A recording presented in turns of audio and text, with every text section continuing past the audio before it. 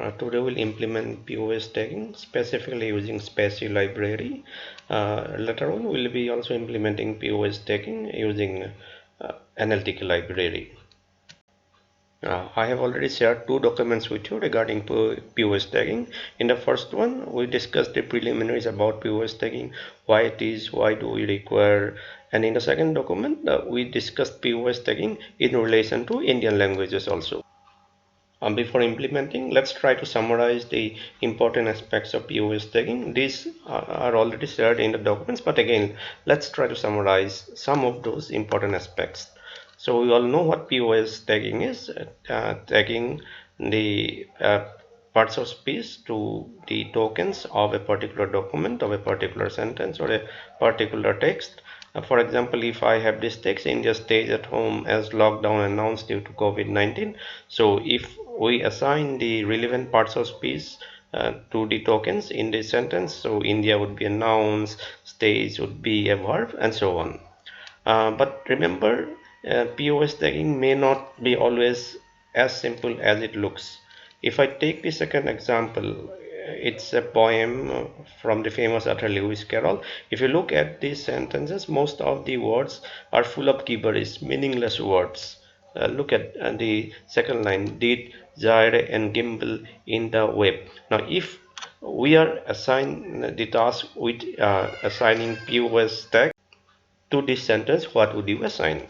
Now, though these words are meaningless, but if we follow certain morphological traits of the English language, we can still assign some of the parts of speech. For example, this word gyre follows the word did. So, following morphological traits of English, did would probably be a verb. And in the same manner, this word gimbal or gimbal would also be a verb.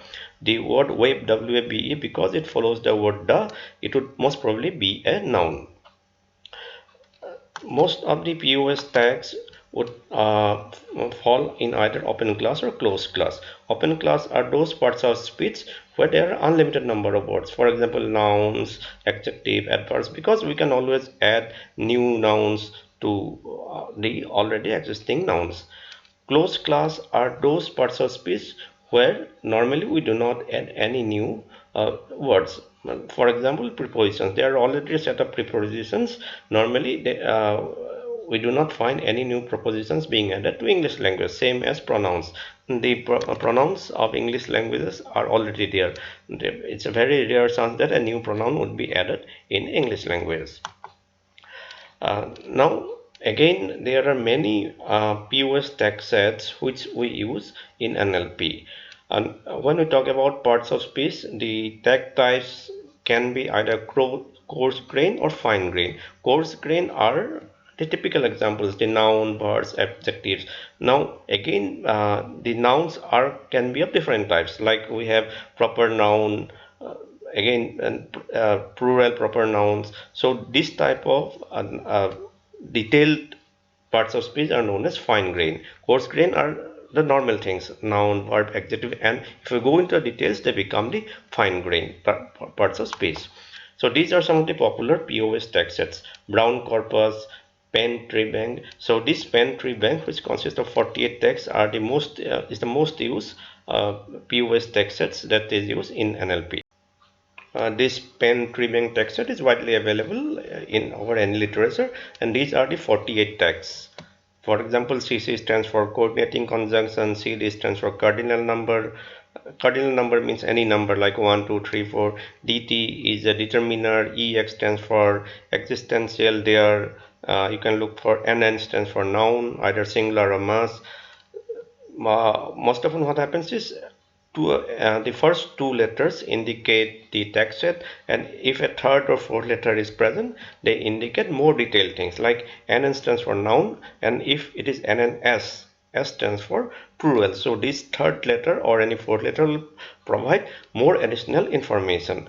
There are certain examples also. Let me show you some examples. Look at it. So CC, which stands for a coordinating conjunction, for example, and if n occurs in a document, and if I am using this pen tree bank tag set to tag my document, so all the n's would be tagged with a CC. Any number would be tagged with a CD. So these are some of the tags and these are some of the examples. You can go through it. These are some of the additional examples. And obviously there would be ambiguities. For example, count, if this word count occurs in a document, it can be both a noun as well as a verb based on in what context it appears. uh, Another example would be this word like. Like can be an verb, it can be adjective, it can be a noun also. Present, it can be a noun also. If I present something to someone else, it can be a verb. Transport can be a mode of transport or the actual act of transporting something. Object means if I object to something, or object means it may be certain material, certain objects. So there would be words in a document which would be ambiguous. So we have to assign the correct parts of speech tag to that particular word based on the context in which it appears. Again, because NLP used for translation purpose also, so we have to talk about other languages also, just like we talked about Indian languages in the last document. For example, this French word est, again, it appears in different context. Est, if it is pronounced a, it means is. Is, the word is in France, it is written as est, but it is pronounced only a. But if it is pronounced as est, it means east, the east direction. Same example, this word president is pronounced president. President indicates the title president. But if it is pronounced as preside, the ent is silent, then it is a verb. It means presiding over something. So ambiguity occurs in all sort of languages. So we have to assign the correct parts of speech to those ambiguous words. There are three main techniques for assigning POS tags. One is known as rule-based, another is known as machine learning-based. For example, we use maximum entropy Markov models in machine learning-based techniques. There is another technique known as transformation-based. We'll be discussing these three techniques later on. The use of POS tags we already know. It's used in almost all the aspects of NLP for parsing, translations, text-to-speech, word-speech disambiguations, etc. So it's obviously one of the very important aspects of NLP. Now, how do let's also look at an example. Uh, if I have this sentence in my document, that Arclear Steel Corporation hammered by higher cost. So my software, my NLP software will assign this different POS tags based on the context of this word. In this example, there would be this ambiguity regarding costs. Cost can both be a noun as well as a verb. So in this context, it is a noun. It is not indicating a verb, it's a noun. So your software, whatever software you're using for tagging, should be able to understand in what context it appears. In most of the times, the baseline probability method works. What is this baseline probability method? Baseline probability method says that we tag unambiguous words with the correct level. Based on the tag set which we are using, all the unambiguous words would be tagged with the correct level. Now, if a word is ambiguous, as in the last example, if I go back to the last example, this word cost is ambiguous because it can be both a noun and as a verb. The baseline method says that for the ambiguous words, tag with the most frequent level. It means if the word cost, say this cost appears 100 times in my document, and 70% of the time it's a noun and 30% of the time it's a verb, then if this cost appear, then I would be assigning noun to this particular word, because the baseline method the baseline method says that for ambiguous word, tag with the most frequent level, and for unknown words, tag it with a noun. Now, what would be the success rate of this baseline probability method? You would be surprised to know that this method works for 90% of the time. Though it look like a very simple method, the precision of this baseline method is about 90%. Now, without waiting, let's go directly for implementing using spaCy library. We'll be using Google Colab for implementing POS tag. So let's start Google Colab. I have already started Google Colab and I have created a new Python notebook. So let's start. If you remember the first step, it is always importing the spaCy library, and then we'd also load the English language model because we'd be working with English language. We have already done this before in a previous work, so I hope you remember it.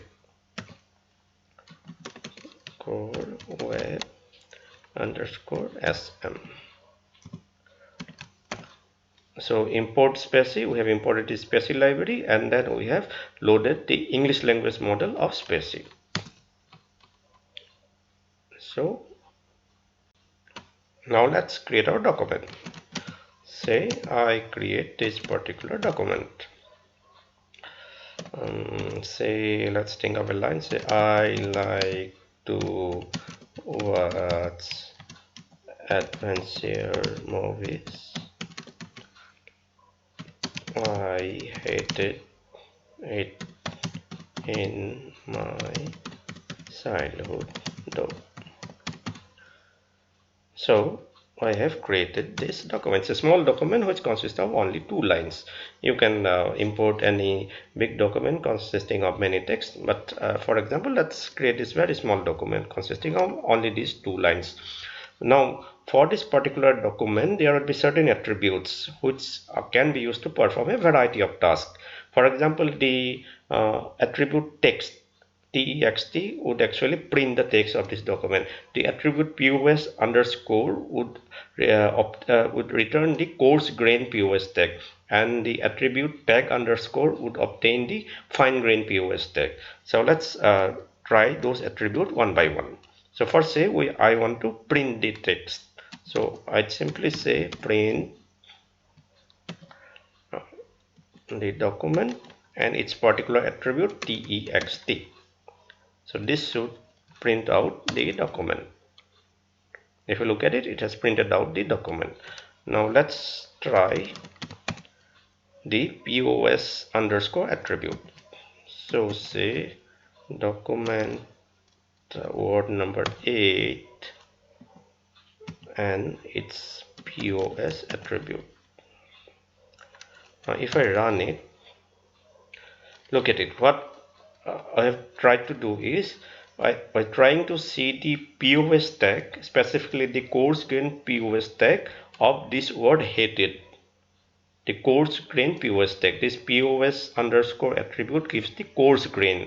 Do you remember coarse grain means the normal POS tag, whether it's a noun or a verb. Now if I want to go into the fine grain POS tag, the details, if it's a specific kind of verb, I have to use the tag underscore attribute. So let's use it. print doc 8 and tag underscore. Now if I run it, you see it shows VBD. VBD indicates that it's a past tense. It's a verb, but tag it gives the more details about this verb. So VBD stands for a past tense verb. In fact, there is a particular function called explain in spaCy that would explain this particular tag. Let's try to use it. Print spaCy dot explain dot 8 tag. So if I execute this, it says that this is a verb of past tense. So if you do not understand what a particular tag is, you can always use this explain function of spaCy to understand what that particular fine grain tag indicates. Now let's use all of this together. All of this means first we have printed it, then we have seen the coarse grain POS tag, then we have seen the fine grain POS tag, and then we have seen the explanation of this fine grain POS tag. Now let's do it for all the words, all these tokens in that particular document. So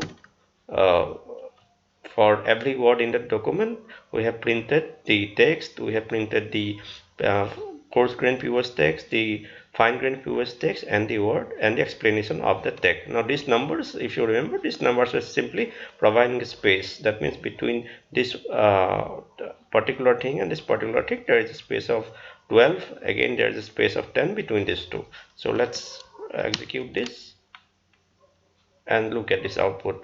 All of these tokens, then the uh, uh, fine grain, the coarse grain POS tag, the fine grain POS tag, and the explanation of this POS tags.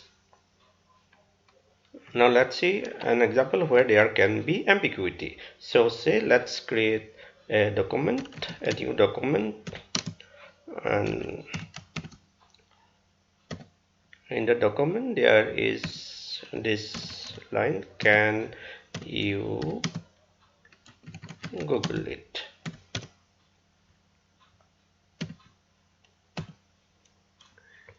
So in this context, can you Google it? The Google is a verb. If you look at it, it's a verb. Can you Google it? That means can you do it?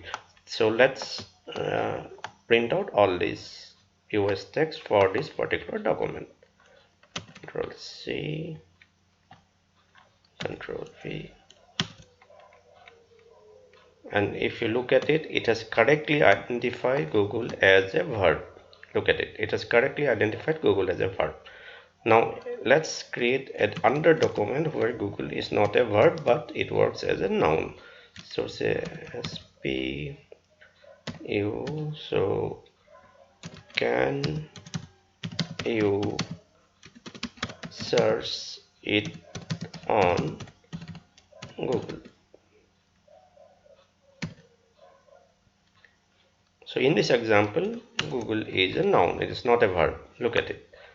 In the first example, it was saying, can you Google it? So Google is a verb here, but here it's Google is a noun. So let's try to see whether spaCy would correctly identify it or not. Now if you look at it, this time it has correctly identified it as a noun. So Google in this case is a noun, is a proper singular noun. So you can see spaCy is capable of identifying ambiguous words also. So this is how spaCy is used for POS tagging. So you can take your own example and run this different commands for spaCy to tag the appropriate POS parts of speech in your document. Thank you.